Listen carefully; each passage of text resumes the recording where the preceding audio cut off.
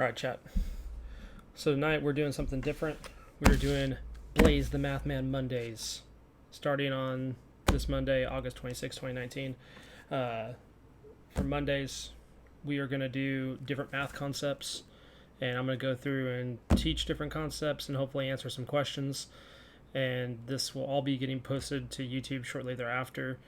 I think it'd just be helpful for anybody that has any type of math questions. This is what I do for a living. I help people in my classroom. I help people improve their ACT scores. And I think what better way to also reach some other people that might need help by streaming. I'm not sure exactly how this is all going to work. It's a fresh idea. I'm just rolling with it. Hopefully, things will just keep getting better as the weeks go. For instance, everything tonight is going to be done with paper and Sharpies. But starting hopefully in a couple weeks, I have a friend that works for Deco that's sending me a trial Deco board, and we'll be using that instead. And then we'll kind of keep just going from there. Hopefully, one of my ideas is each week we'll do a Twitter poll on kind of what topics we want to see out of the 3 topics that I post or more. And then if there's any questions, just add them to the Twitter, or DM me on Twitch, DM me in Discord. Find a way to contact me. I'll be happy to try to answer any questions I can. But I hope people can find some usefulness in this. And if you have questions, always feel free to ask. I'll do what I can. Tonight we're doing fractions. The running joke in my classroom is they're friends, not foes. But really, fractions are something that everybody struggles with. It doesn't matter if you're in 3rd grade or if you're a senior in high school. I see people struggle with fractions on a daily basis. I see them struggle with it on the ACT. If it's in a power, we're going to cover a whole bunch of different stuff today, from the basis of fractions, and then kind of talk about how they're used as exponents and radical powers. I think that's just a good thing to all go over, and we'll just see how it goes. If at any point you have any questions, feel free to ask. Feel free to stop me. I can't hear you, but I will be checking the chat. So hope you enjoy. I'm going to take a second to get everything set up. Angle might be a little weird, but just let me know.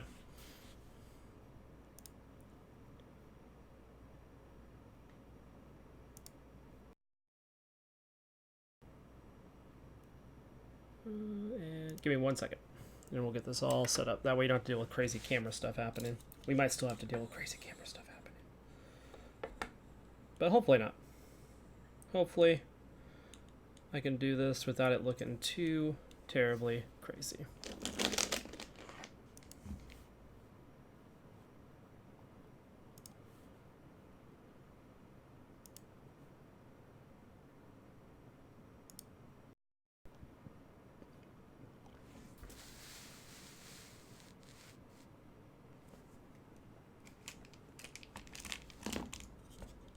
Alright, hopefully this works out. It's sort of kind of good. Who knows? Alright, so now we're talking about fractions. There's a lot of stuff to know about fractions. I like to write in a lot of colors because I feel like black and white is what you see in a classroom all the time. So we're going to use a bunch of different colors and just kind of see how it goes. Alright, but tonight's topic is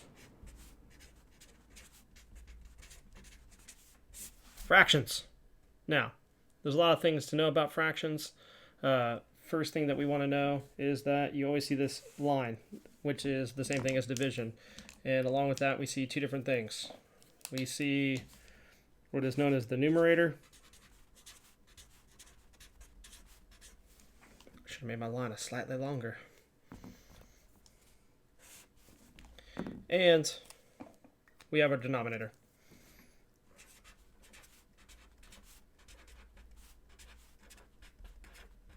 Now, usually when I bring this up, everybody's like, man, duh, thanks.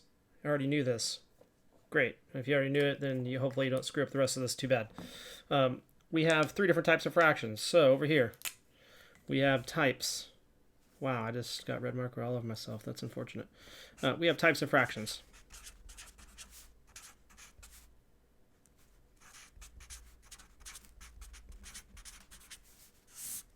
And with types of fractions, we have proper, we have improper,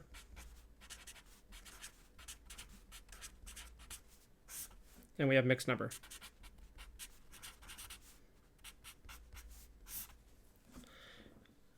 So the thing that we have to pay attention to here is that if we have a proper fraction, this is when our numerator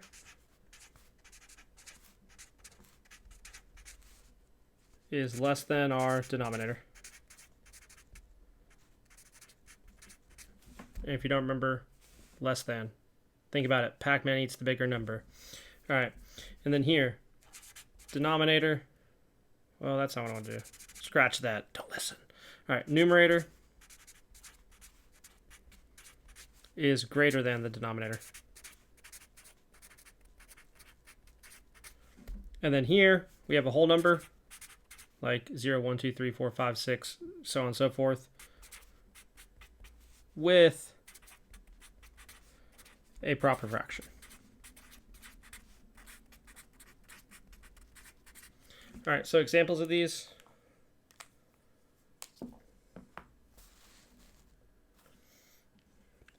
Are for proper fraction if you have something like 3 over 4, or 1 over 2, 5 over 6.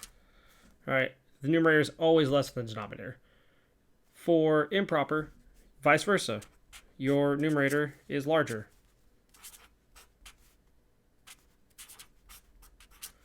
And then we have mixed number. Mixed numbers is things like if you have 1 and a fourth. Think about cooking. Cooking, you always see proper fractions and you see mixed numbers. You never see improper fractions. Which is interesting because we use improper fractions a lot. So it's just one of those things that's always kind of interesting to see. Okay, so at this point, we know what our numerator and denominator is. We know we have 3 different types of fractions. What we don't know is how can we go in between improper and mixed number. So we can go from improper to mixed number. All right, this is an easy process. For instance, let's look at 4/3. So if we want 4/3 to be a mixed number, we're going to ask ourselves how many times. Well, we're really going to do division. So let's say, how many times can 3 go into 4? Well, 3 goes into 4 one time. I subtract 3 and I have a remainder of 1. All right, can't do anything about that. So I know that if I can go in one time and have a remainder of 1, my denominator never changes. The key to fractions, whether you're working with proper, improper, or mixed number, is your denominator is the most important part that you're going to deal with. It is the most important part. The way I always remember mixed number or improper to mixed number, and I say this to my students, is you have here is your, okay, so let's think about it. We have our divisor, we have our, how do I want to word that?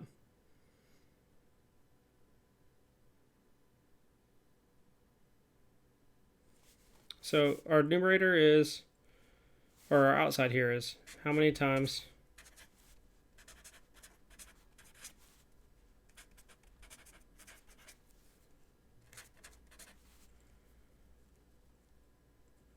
in this case, how many times can 3 go into 4?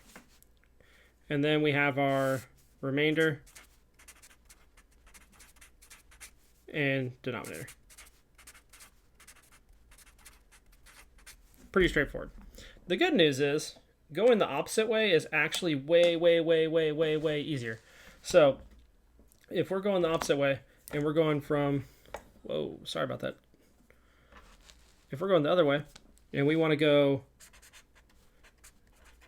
mixed number to improper, if I could spell that probably helps too. It's actually way easier. So let's use a different example. Over here we have 2 3/5. So let's use that. If we're using 2 3/5,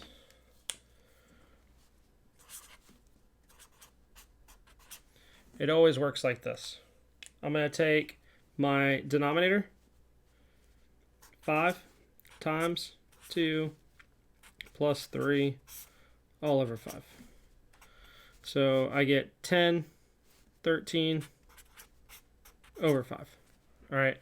In words, I'm always taking the denominator times my whole number And I always think it's good to work this stuff out into words. It clicks with some people better than just throwing a bunch of math phrases at them and a bunch of numbers at them. So I always write this out too. We have denominator times whole number plus numerator, I don't have a lot of room for that, all over denominator. Okay. This is our whole basis right here of what we start with fractions. Let me move this cord out of the way. Okay. This is everything that we need to know about fractions to start off with. Straightforward, to the point, no shenanigans. All right, so moving on. What can we do with fractions? Well, we can do everything that we can do normally with math. We can add, we can subtract, we can multiply and divide. So what I really want to do here is at the very top of this, I want to remind us that the denominator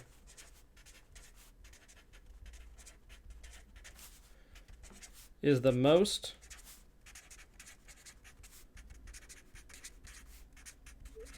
important part of the fraction.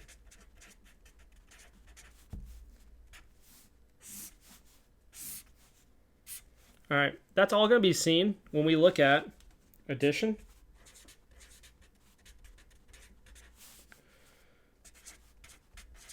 and subtraction, multiplication, and if we have room, we'll do division here too. But for right now, addition and subtraction, our denominator really matters. All right, and if you go back to our first page here, notice what didn't change. These both ended with 3, and there, even though I went from improper to mixed number, and even when I went back from mixed number to improper, my denominator stayed the same. So the denominator is the most important part of a fraction. All right, so we have a couple different things to think about with addition. And the key to addition and subtraction is the denominator must, that's a U, I promise, must be the same. All right, hence why I say it's the most important part. So let's look at a few problems here and kind of see what's going on. So if I'm looking at this and I say, okay, let's do some addition. And I say, okay, well, what's 1 over 2 plus 3 over 2? My denominators are the same. So the denominator always stays the same. And I say 1 plus 3 is 4. Now, you might not be to the point yet to where you're like, oh, hey, 4 divided by 2 is 2. But I like to simplify. I like to just get right there in it and make sure we understand that. So our denominators are the same. We can work with them. That's the exact same thing if we come over here and we look at subtraction. And we say, hey, with subtraction, let's talk about 5 over 6 minus 2 over 6. Again, my denominators are the same, so I can work with this problem. I can say, well, 5 minus 2 is 3. Denominator stays the same. Well, 3 over 6, they have a 3 in common, so that becomes 1 over 2. All right, those are our two problems to start with that are relatively easy. So what we want to do now is look at something a little bit more complicated. So rather than jumping way into this, we'll take it one step at a time. So we're going to go, hey, what about if I had 3/7 plus 4/5? Well, my denominators are no longer the same. I need to find something that 7 and 5 have in common. If you don't know that off the top of your head, there's a very easy way to do it. Just say, hey, 7 times 5 is 35. It doesn't matter if they had something in common before that. That will always work. It's a little bit of a pain, yes, but it'll always work. So we come over here and we say, okay, well, I'm going to make this into 35 plus, I don't know, but something over 35. What I need to think about is, I already said that 7 times 5 gives me 35. So I need to do the same to my numerator. Whatever you do to the denominator, you have to do to the numerator and vice versa. They have to be the same. So I'm going to come over here and put 15. And then over here, I'm going to do times 7 times 7. So I'm going to get 35, and 4 times 7 is 28. All right, now that they have the same denominators, I can work with this. And the reason I say they have to be the same is, hey, 5 over 5 is the same thing as 1. You didn't change the problem because you just multiplied by 1. And anything multiplied by 1 is itself.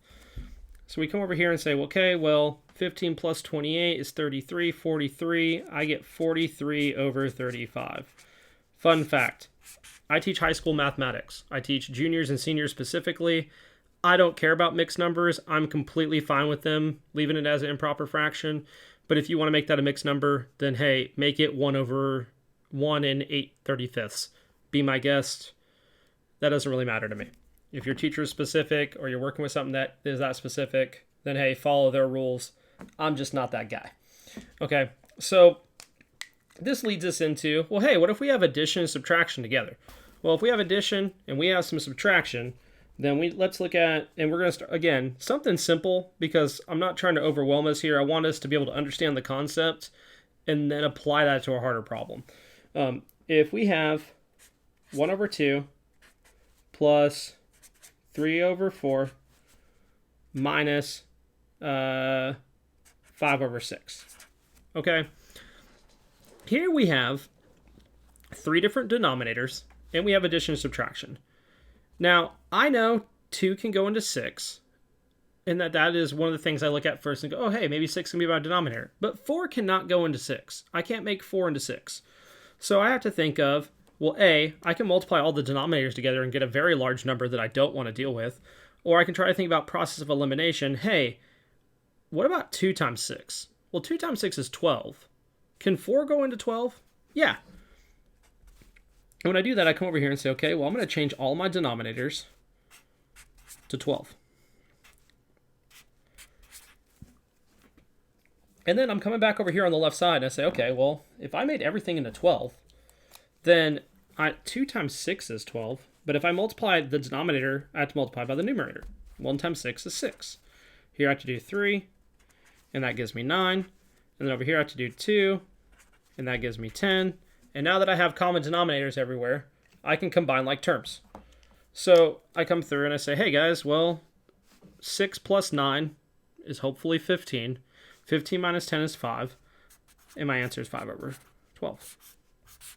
Okay? Do not make this overly complicated. Try to make it into terms that you know.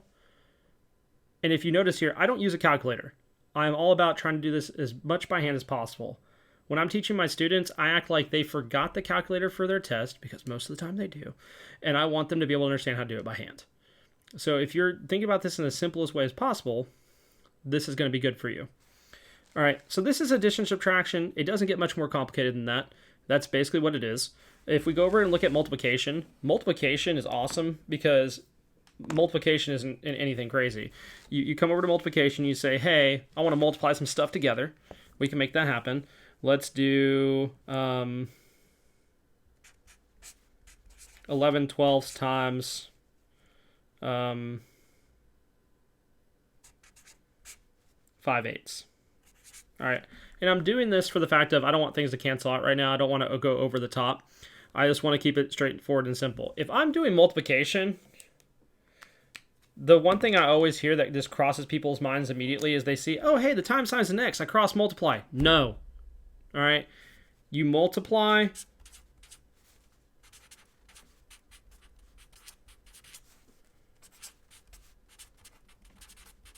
straight across. All right, that's it. Multiply straight across. Don't do any crazy shenanigans. Don't do anything crazy. Just 11 times 5 is 55. And 12 times 8 is 96. And that is your answer. All right. Now, if you want to get fancy, you can.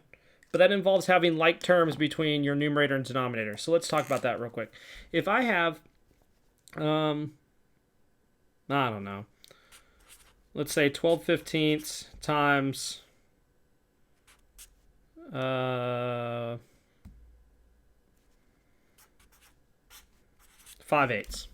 Okay.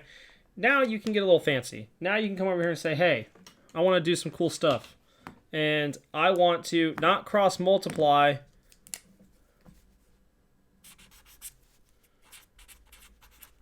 cross divide. Now what that means is I need to figure out, do the numerator and denominator have anything in common? Okay, I could reduce this because I wasn't thinking when I picked these numbers as 12 over 15, but let's just pretend this isn't reducible. All right, and in doing so, I'd say, hey, does 12 have anything in common with 15? Had I made this problem correctly, the answer would be no. In this case, it does, but let's skip to the next part. Hey, did 12 and 8 have anything in common? Well, yeah, they have 2 in common, but they also have 4. And if I take 4 out of each, then I get left with 3, and I get left with 2. And then I come over here to my other numerator, and I say, hey, do 5 and 15 have anything in common? Hey, they sure do. That leaves me with 1 if I take 5 out, and that leaves me with 3. Okay? My fraction just got way easier to deal with. What's 3 times 1? I really hope it's 3. And what's 3 times 2? I really hope it's 6. If you still had terms in common, which we do here, 1/2. Not the best example I could have done, but definitely not terrible. Okay, so we have done addition, subtraction, multiplication, and that leaves us with one other thing we want to look at, and that is division. Now, I always tell my students, if you can do multiplication, then you can do division. In fact, if you're getting the division problems right and the multiplication problems wrong, we got some problems. All right, so we're going to move on to division. By the way, chat, if we have any questions, hit me up. All right, I'm happy to answer them. All right, so let's talk about division.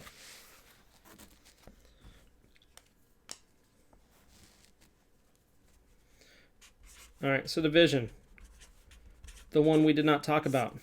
All right, division, your thing that you want to remember is keep, change, flip. Some people like to say keep, change, change. I realized over time that kind of confuses some students. So we want to keep it, change it, flip it. What it means is we're going to keep our first fraction, we're going to change our division sign to multiplication, and we're going to flip or reciprocate the other fraction. Reciprocate being the more mathematical term. So if we have, for instance, 4/5 divided by 1/2. The idea is we're going to come over here and we're going to keep 4/5.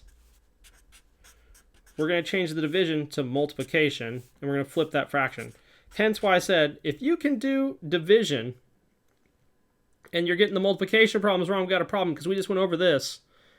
So all division problems end up being multiplication problems. Fun fact of the day, 4 times 2 is 8. 8 over 5 is our answer. Let's look at that one more time, okay? Let's look at one more problem and say, hey, how about 7/12 and 5/6. Okay? Again, we're going to keep it as 7/12. We're going to change it, and we are going to flip it. This goes back to our cross-divide idea. Hey, does 7 have anything in common with 12 or 5? No. Does 6 have anything in common with 12 or 5? Yeah, it has something in common with 12. It has 6 in common. Take that out. That leaves me with the 2. And my final answer ends up being, well, 7 times 1 is hopefully 7. And 5 times 2 is 10. All right. So now we know how to do addition, subtraction, multiplication, division. All right. And that's generally the areas that we struggle with.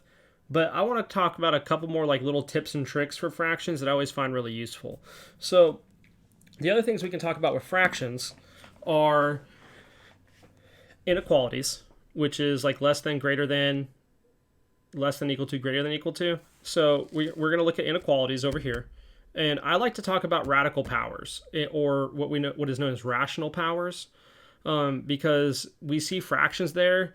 And when I'm teaching my students in pre-cal or even calculus sometimes, they see those fractional powers and they freak out, right? There's nothing to be concerned about there. They work just like other powers, except they're really radicals. So we want to take a minute and look at that. So what we're going to do here is we're going to look at inequalities real quick. So inequalities. Oh, no. Okay, we're going to do inequalities in a second. We have to talk about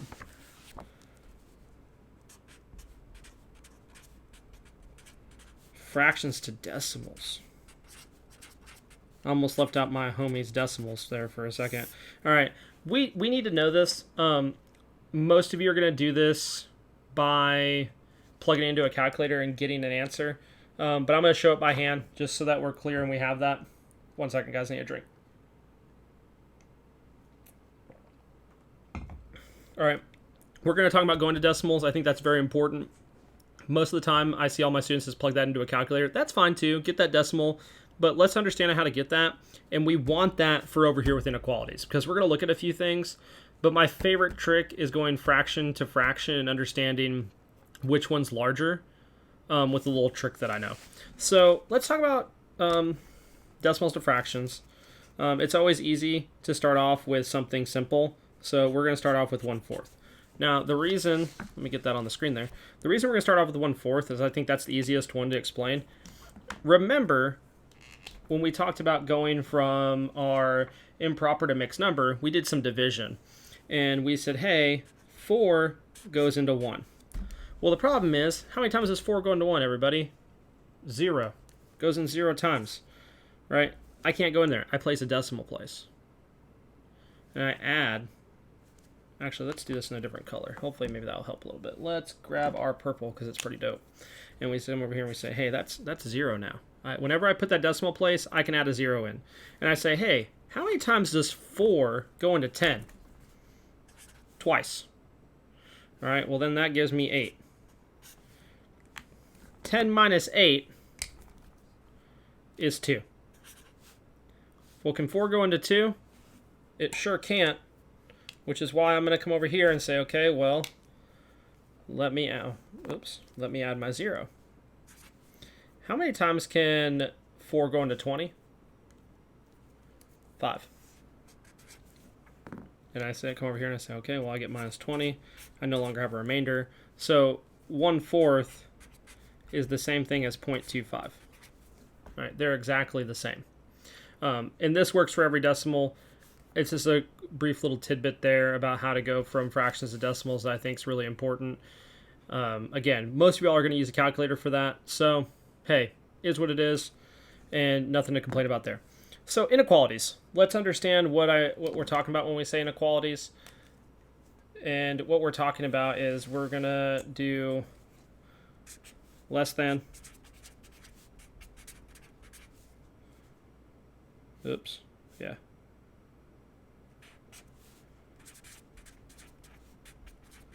Greater than. And then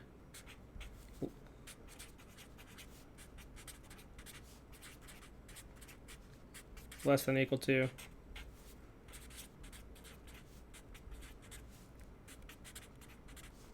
Greater than equal to.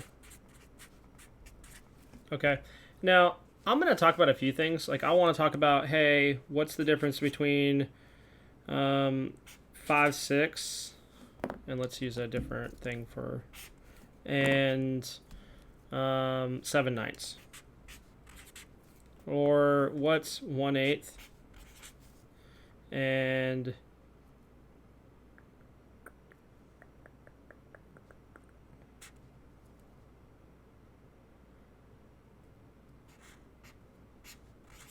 2/9. And then you can also talk about comparing some fractions with their decimal counterparts. I do this from time to time. I always like to use 1/8, but we can just use 3/4 and 0.7506. And we can kind of cover a few things here. I always remember when I'm doing inequalities, Pac-Man eats the bigger number. Waka, waka, waka. Okay? Now, the traditional way of finding out if this fraction is bigger than this fraction is changing it to a decimal. I am here to tell you that if you do 9 times 5 and see that's 45, and you do 6 times 7, which is 42, Which one of those is larger? Ding, ding, ding. 45. So that's a larger number. Hey, which one of the 9 times 1 is 9? 8 times 2 is 16. Ding, ding, ding. Larger number. All right. Now, when you have a fraction and a decimal, you actually have to look at it. Well, we know this is 0.75 because 3/4 is 75 cents. I look over, and what I really know is that this is 0, 0. Well, 750 is the same, but the 6 makes this one larger. Okay, and that kind of covers our little inequality tidbit. I really like showing this trick because it's not really taught in any textbook, but man, it works every single time and gets straight to the point. So remember here, you can always cross multiply, but this 9, let's start with this. When this 9 going to this 5, that answer has to be over here. 6 to this 7, this answer has to be over here, and then whichever one's larger is the greater fraction. It's a great tidbit. I always enjoy using it because whenever I show it, my students are like, wait, what just happened? Cross multiplication happened. That thing you wanted to do back here happened.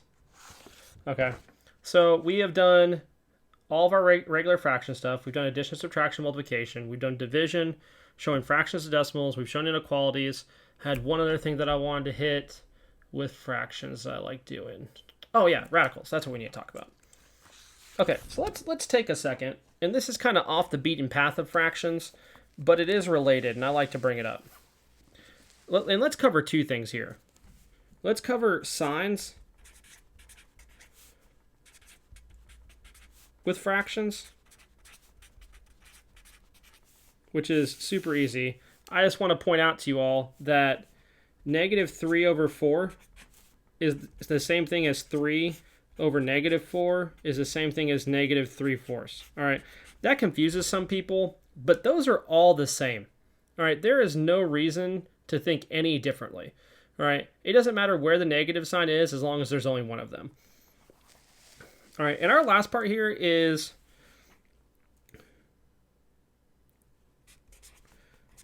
rational powers.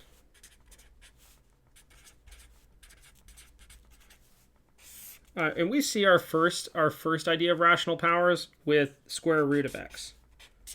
If you have a square root of x, that is the same thing as x to the 1/2 power.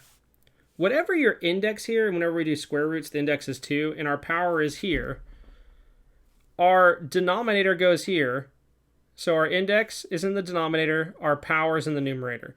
So a way to kind of remember this is x, and then we have our exponent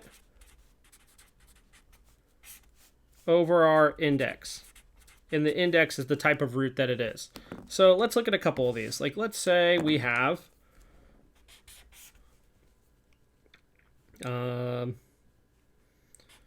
x, and we'll say this is 5 and this is 3. All right, then we come over here and we say, hey, this is x to the 3/5 power. If we want to look at this with some more numerical sense, let's look at what would be a good one?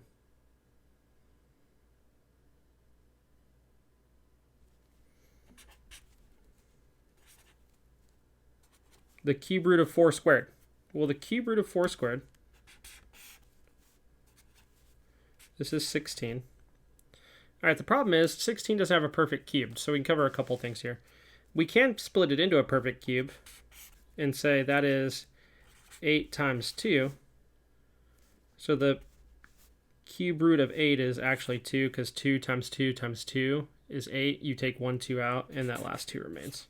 Okay, I'm not going to go too far into this because this is the same as 4 2/3. All right. I'm not going to go too far into this because I'm not talking about rational powers yet. I'm specifically talking about fractions. But that's it. That's all of our fraction talk. I think that's pretty much as detailed as it goes. There's nothing else too crazy to know about fractions. If you have any questions, please post them in the chat. I'll be happy to answer them. But that's it. That's our introduction to fractions. I really hope you guys enjoyed. This is a new segment. Like I said, I'm going to do this every Monday. I'm going to go over different topics kind of randomly. I'm thinking about posting on Twitter. I'll do a poll for each week's topic and we'll just pick one. And if there's questions, I'll take Twitter questions. I'll take them from Discord, any type of DMs, anything I can do to help. All right. I'm strictly trying to do this because I think it's a need that's out there in the world, and I would really like to be able to help where I can. And why not? What better platform than be able to stream it? And then I've also have, like I said, I'll be posting to YouTube, so hopefully maybe I can get some questions there as well. But I really hope you guys enjoyed the content. If you have questions, send them to me, DM them to me, ask them in chat. Find a way to get a hold of me. You can look at me at twitter.com/Blaze McBain. I'm Blaze McBain everywhere, so just find me.